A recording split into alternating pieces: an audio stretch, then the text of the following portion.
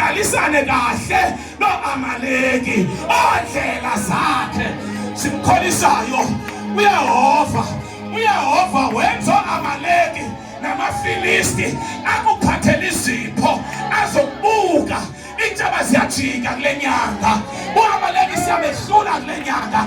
Sizamleqa ngendlela, sizamleqa ngeservice, samleqa ngomthandazo.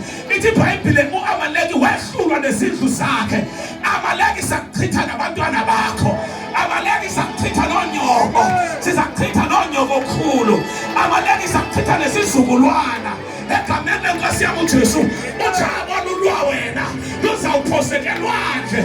Wagaphuka ngengoma uMiriam wathi uThixo uyizunguzile inqwelo yokulwa kaFaro, wayintwilisela elwandle amahashe okulwa inqwelo zomlilo uzintshuluselwe elwandle. Wathi bulelani kuYehova ngokuba elungile.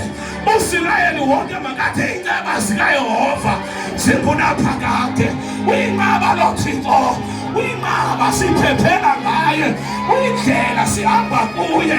Waba lilifu enhlango, wathi ngawangunkulu womlilo.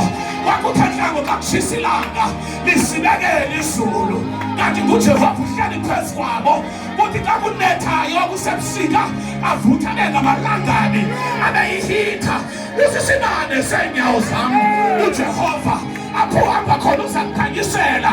U-Amaleki samkhosela elwandle, u-Amaleki uzawutshula elwandle. U-Amaleki indawo yakhe iselwandle. Baya kulaa mfazi, bamthatha laa mfazi, bamkhangelela indawo, bamkhuphela ngaphandle. Yebazalwane, basithathela u-Amaleki namhlanje egameni lenkosi yami uJesu. Bapha mama bemfazwe, siphi intombi zemfazwe, siphi intombi zemfazwe, bapha tata bemfazwe abazasibethela uhadi thina kwangu-Amaleki.